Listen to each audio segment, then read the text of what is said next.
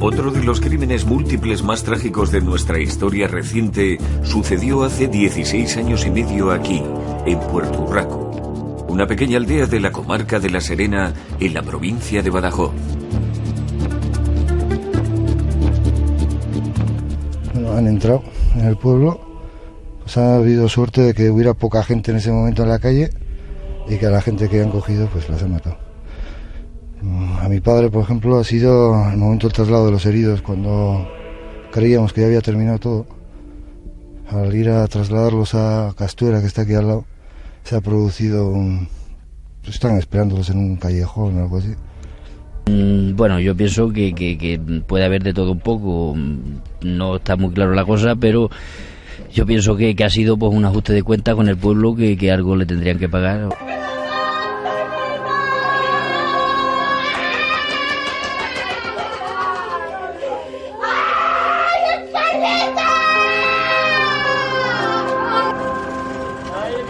Ocurrió el verano de 1990.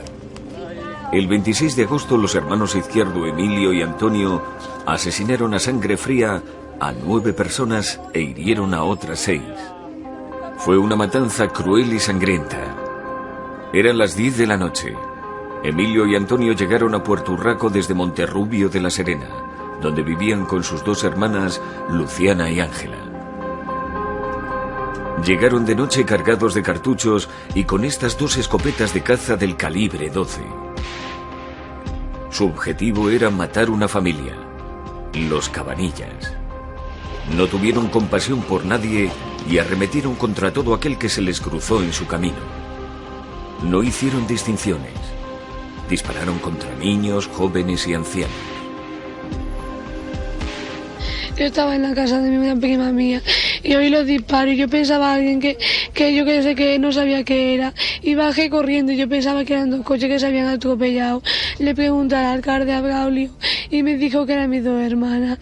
Estaban las 2 allí, una me dijo Hoy han Mari, enterrado a Antonio Mari Izquierdo, el último de los hermanos que protagonizó la tragedia de Puerto Urraco y que acabó con la vida de 9 personas. A las 11 de la mañana salía del tanatorio el cuerpo del fallecido y lo conducían al cementerio, donde le acompañaban periodistas y enterradores. Porque nadie ha reclamado el fallecido y entonces el cementerio más próximo a donde ha fallecido. Antonio Izquierdo se suicidó en la cárcel a los 71 años y cuando le quedaban 5 para cumplir su condena. Hace 20 años los hermanos Izquierdo protagonizaron uno de los sucesos que conmocionó el país. Mataron a 9 habitantes de Puerto Urraco e hirieron a otros 6 por una venganza familiar. Y nosotros continuamos, queridos amigos, y ahora rescatamos una historia que marcó a una sociedad, que marcó a una época. Nos trasladamos al año 1990, concretamente al 26 de agosto, y nos trasladamos a la pequeñita aldea de Puerto Urraco. Aquí la familia Cabanillas prácticamente fue exterminada por los hermanos Izquierdo, pero lejos de ser un hecho aislado, nos encontramos con que han habido capítulos muy similares a lo largo y ancho de la península ibérica, y hoy hablamos de todo esto con Fermín Mayorga. Fermín, bienvenido, ¿cómo estás? Hola, ¿qué tal? Muy buenas. Bien, estupendamente, con muchas ganas de contar esta nueva historia. Como digo, Fermín, el 26 de agosto del año 90 nuestro país pasa de nuevo a cubrir otra página de la crónica negra, cuando los Izquierdo van en busca de los Cabanillas y orquestan una auténtica sangría en Puerto Urraco. Pero sin embargo, no solamente en nuestro país han ocurrido cosas de este estilo. No, en España hay algunos casos muy parecidos también al de Puerto Urraco, ¿no? Pero quizás Puerto Urraco se le ha dado mucha más visibilidad, mucha más potencia, y eso ha hecho que realmente, pues el crimen de esta pequeña aldeíta que tiene 100 habitantes, no tiene más, pues haya sido una realidad criminal que, en todos los medios pues ha salido y todo el mundo conoce, ¿no? Pero muy cerca de Puerto Urraco, de Extremadura, que está precisamente, es hermana de Portugal, porque tenemos frontera con Portugal, muy cerquita también de la zona española, hubo también un crimen precisamente en una pequeña aldeíta también llamada Meda de Mouros, allá por 3 años antes que el de Puerto Urraco, en 1987, ¿no? Donde, si en Puerto Urraco murieron 9 personas, aquí murieron 6 personas. Y además el morbo que tiene este crimen, digamos, es que no eran vecinos ajenos a la familia, sino que era la propia familia. Es decir, eran miembros de una misma familia, por el tema de herencias, por el tema de tierras, por ese tipo de historia, ¿no?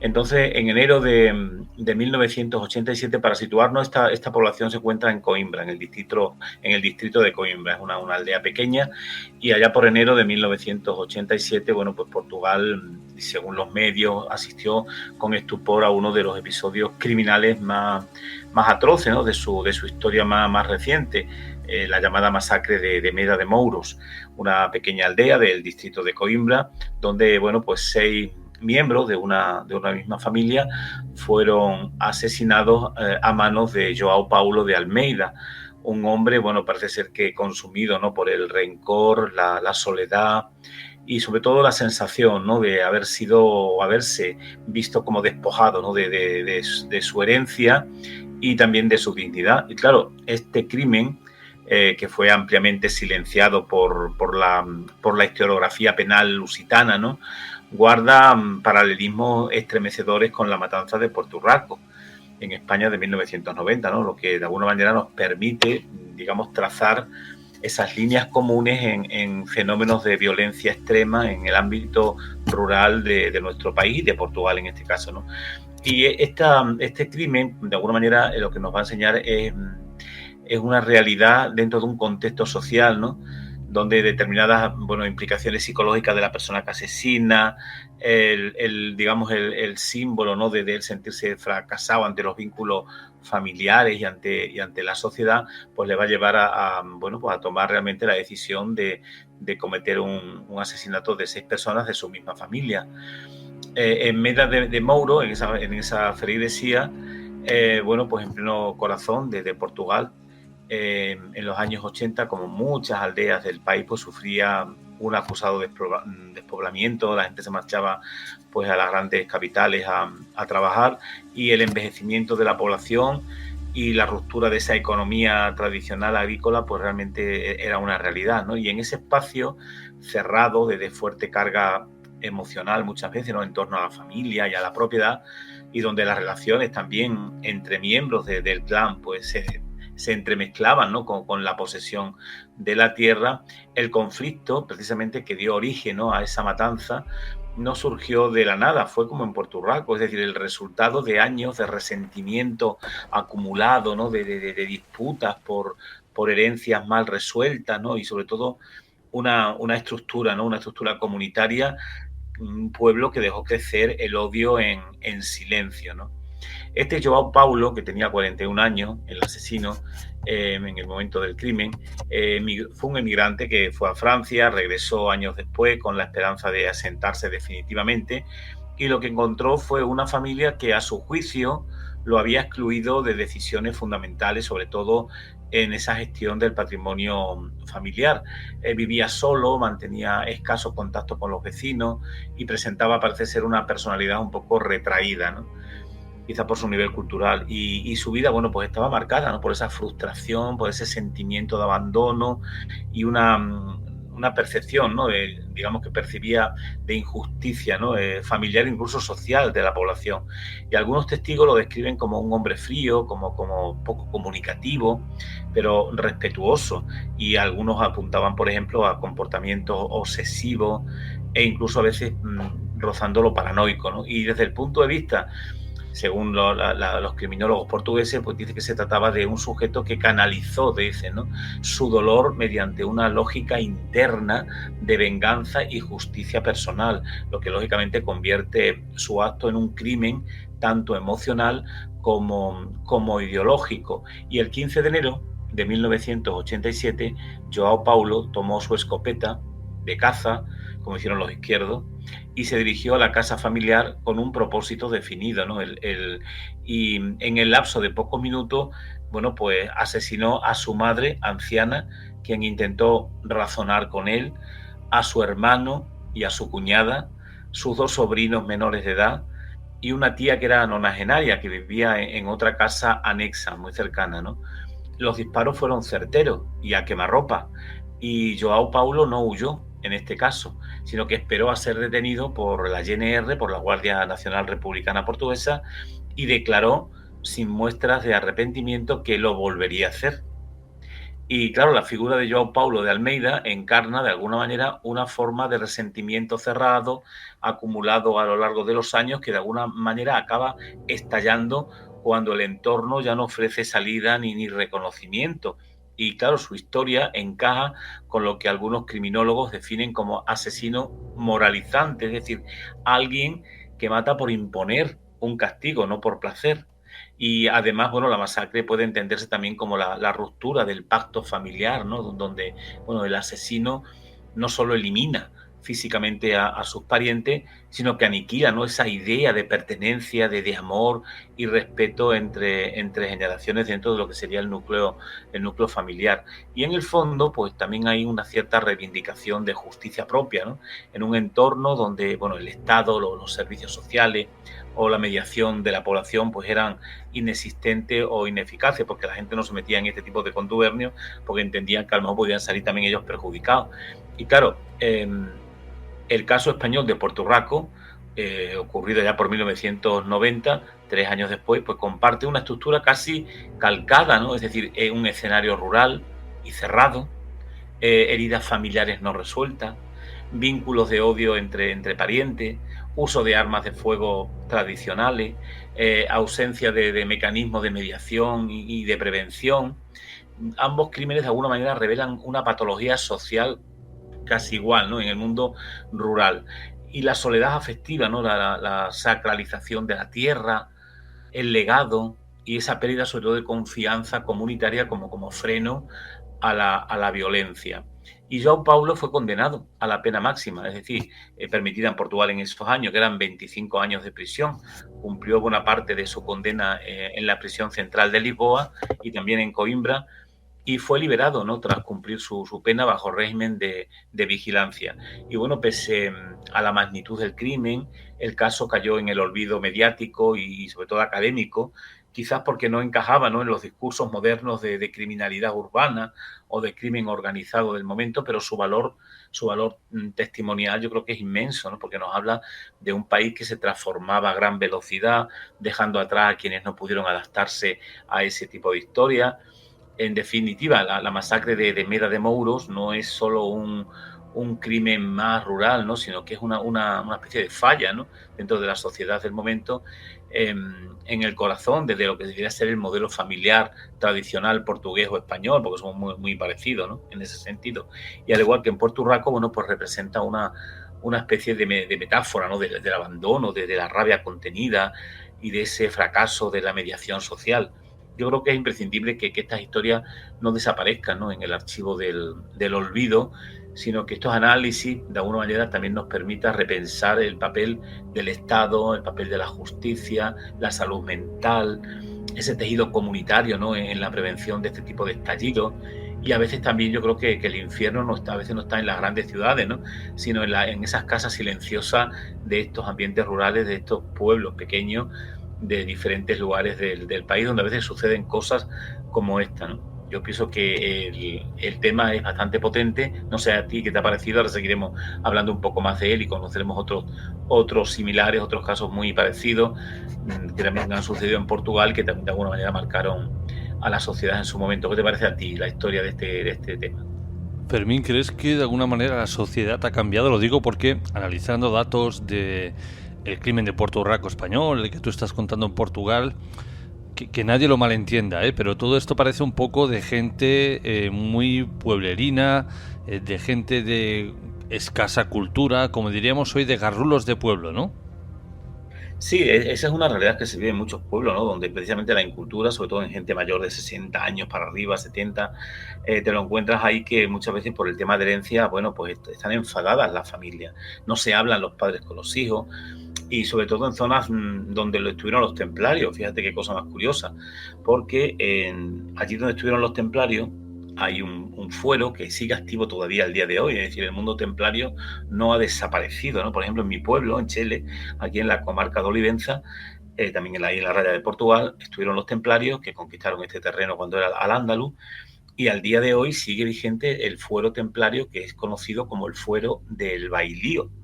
Lo de bailío viene de la bailía, ¿no? De los templarios, que precisamente es que yo cuando me caso con una persona, los bienes míos le pertenecen a ella y los bienes de ella me pertenecen a mí también, están en común, ¿no?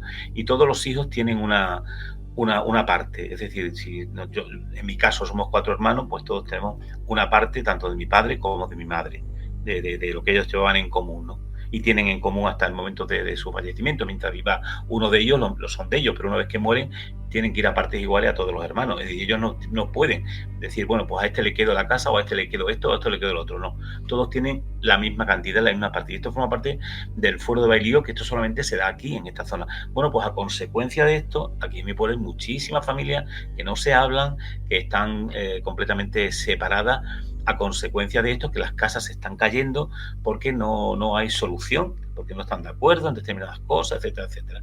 Entonces es un fuero que está haciendo bastante daño, ¿no? Entonces, esta realidad también se vive en muchos lugares de Portugal, donde los templarios también estuvieron presentes y donde también ellos, bueno, pues quedaron su fuero, ¿no? No sé si en el caso de Coimbra en concreto tiene esa realidad, pero te cuento lo que aquí se ve, que a veces no es por el tema de la persona o lo cultural, que sí lo puede ser también en un momento determinado, ¿no? Pero bueno, la gente inculta también habla y se entienden, ¿no? Y pueden llegar a un consenso.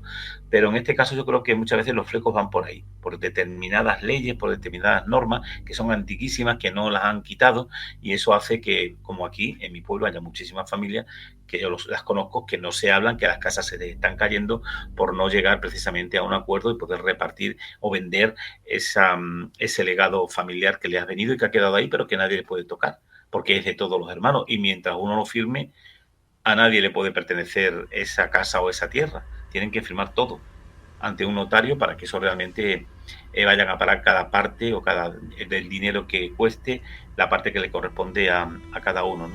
Entonces, yo creo que por ahí van los tiros. Y aparte de eso también, bueno, es verdad que hay ambientes rurales donde la gente se encierra, el tema del legado familiar, del tema de que, oye, mis hijos están primero antes que unos primos, unos sobrinos, cualquier cosa, pues hacen también que todo eso se vaya al garete, o que haya en un momento determinado, por cualquier otro tema, ¿no? Una disputa, la gente que no se hablen, ¿no? Queden mal, y esto lleve consigo precisamente a la larga este tipo de historias, ¿no? Y yo creo que, bueno, en las grandes ciudades se ve menos, pero en los ambientes rurales el caldo de cultivo está ahí. Es decir, ya te he contado el tema de aquí de mi pueblo, que hay muchísimas familias que no se hablan, que no llegan lógicamente a las manos ni a cometer este tipo de actuaciones, también porque hay gente más preparada, ¿no? Pero dentro de las mentes mayores, bueno, pues el odio es visceral muchas veces hacia otras familias, etcétera, y esto hace que muchas veces pues se inserte en la mente de los hijos, de estos padres, la idea de no hay que llevarse bien con esta familia porque a lo mejor están interesados en una parte de la hacienda, etcétera, etcétera, ¿no? Muchas veces porque a lo mejor son personas mayores y los padres han muerto ya, han quedado ahí las tierras y las casas y no se han vendido porque no ha habido consenso entre esos hermanos, pero eso lo sufren también de alguna manera los hijos, ¿no? Porque si de 4 o 3 hermanos que haya, uno no esté de acuerdo por la manera en que se ha llevado a cabo esa realidad, eso arrastra a los hijos también y hacen que pongan pies en polvorosa y no se hablen con la familia, ¿no? Con los tíos, con los primos, etcétera, etcétera. Entonces yo creo que por ahí van un poco los tiros de esta realidad, ¿no? Porque el crimen este de Joao de Almeida encaja perfectamente dentro de la criminología clasificada como homicidio múltiple de tipo familiar, como indican las crónicas, ¿no? Específicamente una masacre intrafamiliar con móvil de venganza, ¿no? Es decir, las víctimas 6 familias directos, ¿no? Es decir, la madre, hermano, cuñada, 2 sobrinos, una tía. El móvil principal es sin duda alguna ese sentimiento de injusticia, ¿no? Patrimonial, ese agravio, ¿no? Emocional y de aislamiento social. La escopeta, ¿no? Como instrumento de caza, un arma común en el medio rural, porque la gente se dedica pues, también a salir a cazar, ¿no? En sus momentos, y sobre todo esa premeditación también, ¿no? sí, el autor cargó el arma y fue de casa en casa asesinando, y estaba convencido, ¿no?, de lo que estaba haciendo, no era una paranoia ni mucho menos, ¿no? Y el patrón pues responde a un tipo de violencia perfectamente planificada, perfectamente dirigida y sobre todo dentro de su mente quizá emocionalmente intensa, ¿no?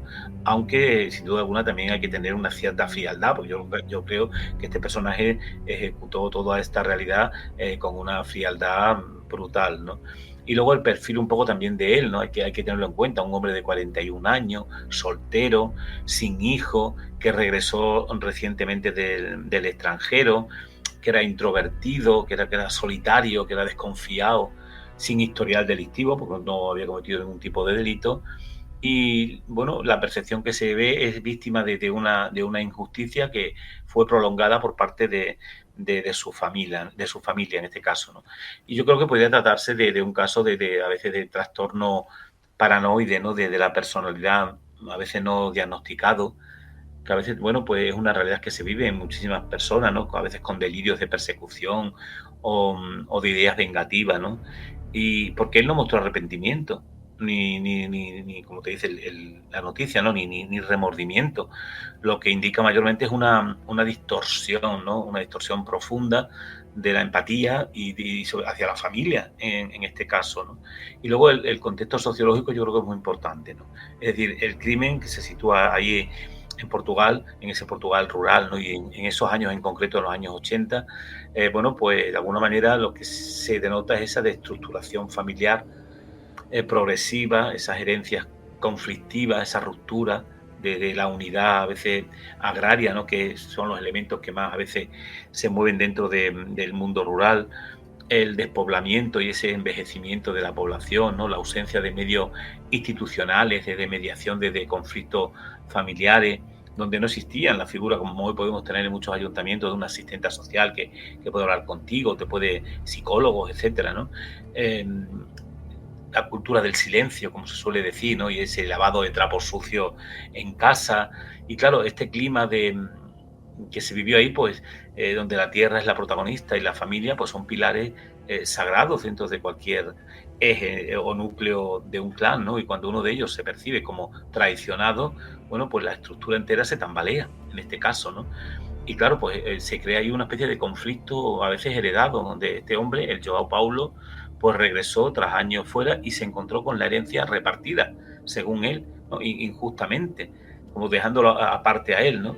Y claro, ese sentimiento de exclusión se sintió de alguna manera ninguneado, ¿no? Por su propia familia, como si fuera un extraño. Y a partir de ahí, bueno, pues no existía ningún canal para expresar su dolor o buscar reparación, es decir, no había una comunicación, sino todo lo contrario, ¿no? Había una incomunicación total. Y claro, el desencadenante final pues fue esa acumulación del resentimiento, la falta de esperanza en una resolución pacífica, pues provocaron el paso al acto en sí, ¿no? Y en psicología criminal, según se escribe, ¿no? en algunos periódicos de la época, este patrón se llama acumulación de agravios no resueltos, muy frecuentes en homicidios por venganza familiar, ¿no? Y el crimen pues tiene toda una dimensión ritual, toda una dimensión simbólica, ¿no? Aunque no lo parezca, porque mata a su madre primero mata a su madre, como diciendo, no, tú eres la responsable, ¿no? Es la ruptura del origen, ¿no? Y de la figura del amor protector en este caso.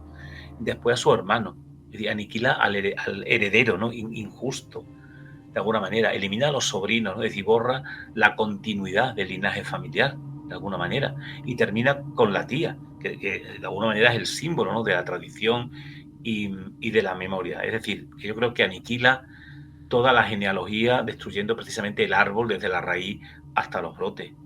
Una analogía perfecta para describir cómo exterminar un apellido, una familia o lo que sea, destruir el árbol desde la raíz hasta los brotes, pone los pelos de punta. Pero Fermín, dejando de lado este crimen de Puerto Urraco portugués, también en el país luso han ocurrido muchos otros crímenes que conmocionaron a la sociedad del momento. Bueno, hay algunos que son muy curiosos. Por ejemplo, en la aldea de Valdanta, próxima a Chaves, ocurrió uno de los episodios quizá más horrendos registrados por... Estos son temas que no son actuales, son más bien antiguos, pero están ahí, ¿no? las fuentes inquisitoriales portuguesas, ¿no? Y son relatos muy populares. Un campesino llamado Manuel Tabeira, de unos 40 años, fue acusado por sus vecinos de tener, te dice la prensa, hoyos de mal hollado, es decir, una superstición, el mal de ojo de toda la vida, ¿no? Una superstición muy arraigada que atribuía pues enfermedades, desgracias o incluso la muerte al poder de la mirada envidiosa, ¿no? Todo comenzó cuando una niña de 5 años falleció súbitamente tras un encuentro fortuito con Tabeira, ¿no? En un camino de tierra. La pequeña, te dice la noticia, que había estado jugando junto a una fuente, cayó enferma aquella misma noche con vómitos, fiebre y con espasmos. Los vecinos aseguraban que Tabeira la había mirado fijamente como si estuviese de alguna manera, llevándola, ¿no? a la muerte a través de su mirada, ¿no? A través de ese mal de ojos. Y sin consultar médicos ni autoridades, porque era una aldeíta, era un pueblo pequeño, los vecinos, encabezados por un curandero local y un anciano llamado Domingo Bello, organizaron un juicio clandestino. Ni siquiera la justicia pudo actuar, ¿no? En un acto colectivo de histeria y de superstición, Manuel fue atado, golpeado y llevado a un descampado donde lo interrogaron bajo amenazas.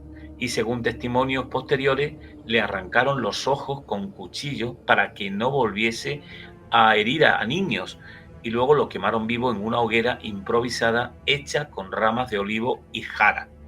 Los restos fueron enterrados en una zanja sin nombre y el crimen fue ocultado durante meses, pero el eco de lo sucedido llegó a los oídos del visitador de la Inquisición del Lamego, que inició precisamente una investigación informal. Sin embargo, nadie fue condenado, porque los aldeanos, entre unos y otros, se protegieron mutuamente con un pacto de silencio ancestral. Esto era muy común en esa época, cuando realmente se veía algún tipo de historias de estas, como la muerte de un muchacho, de una niña.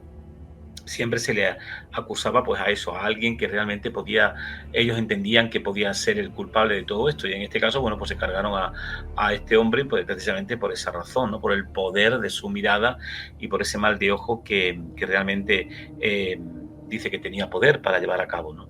Luego también tenemos otro caso, que es la bruja de Carvallal.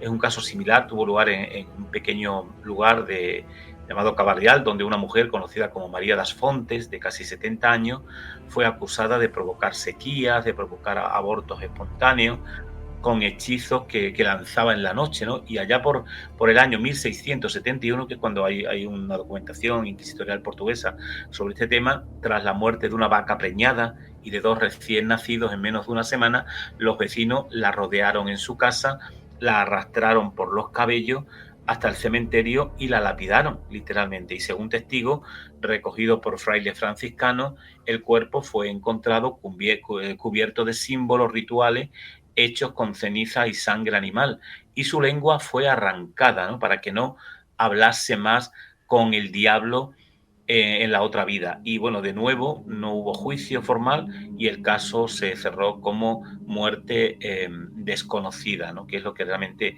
te pone. Y claro, estos crímenes no eran simples actos de violencia, eran rituales de purga, eran mecanismos de defensa comunitaria ante lo inexplicable, ¿no? Y en zonas donde la medicina no llegaba y la Iglesia tenía un control fuerte, ¿no? Las creencias populares eran ley y el castigo colectivo se volvía una forma de justicia sagrada.